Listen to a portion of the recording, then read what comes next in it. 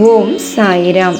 எனதருமை பிள்ளையே, சதா அழுதும் புலம்பியும் இருக்கிற என் பிள்ளை, வியாழக்கிழமை வந்தா மட்டும் என்னோட தெய்வ வாக்கு கேட்டு சந்தோஷப்பட்டு என்னை எப்படியாவது கோவில்ல தரிசிக்கிற என் பிள்ளைய நான் இன்னைக்கு, அதுவும் வியாழக்கிழமை உன் வீட்டில் வந்து உட்கார்ந்து உனக்கு தெய்வ வாக்கு சொல்ல வந்திருக்கிறேன்.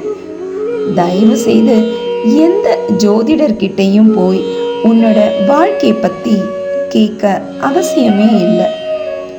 நீ உன் தாயோட கருவில் இருக்கும்போதே உனக்கு என்ன நடக்கணும்னு முடிவு பண்ணினவன் நான் தான். அதனால எல்லாம் நான் நினைச்சபடி தான் சரியான பாதையில போயிட்டு இருக்கு.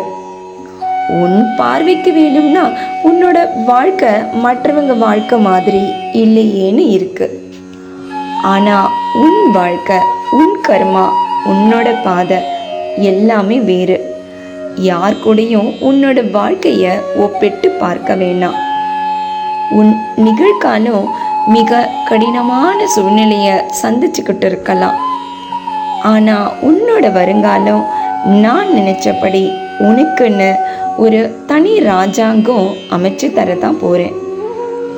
மற்றவங்க கிட்ட உதவி கேட்கறது தன்மானம் இல்லைன்னு நினைக்கிற உன்னோட குணத்துக்கு உன்னை உசரமான இடத்துல தான் வாழ வைப்பேன்.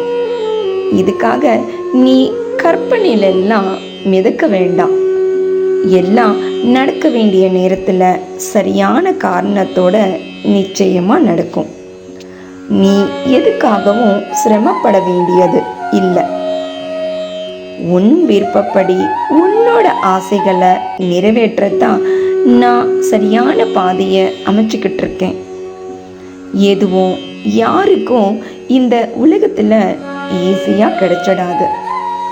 அப்படி கிடைச்சிட்டா அது நிலையா நிலைச்சும் இருக்காது.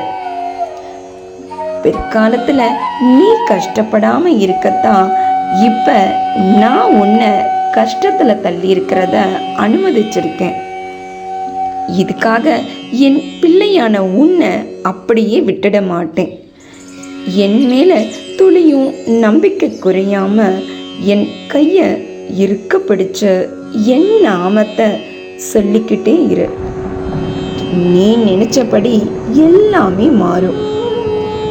நம்பிக்கை குறைஞ்சா என் கோபத்தை நீ பார்க்க வேண்டி வரும். ஏன் உனக்கு அடி கூட கிடைக்கும். 717 இந்த பிரபஞ்ச சக்தி வாய்ந்த என்ன தொட்ட சாய் குழந்தைகளுக்கு இன்று வியாழக்கிழமை நன்னாள்ல இன்னும் 12 நிமிஷத்துல ஒரு நல்ல செய்திய அவங்கவங்க மனசு குளிரும்படி நிச்சயமா கேட்பாங்க. இது என்னுடைய சத்திய வாக்கு. இன்றும் என்றும் என்றென்றும் உன் சாயப்பா உன்னருகில். வாழ்க வையகம், வாழ்க வளமுடன். ஜெய் சாய்ராம்.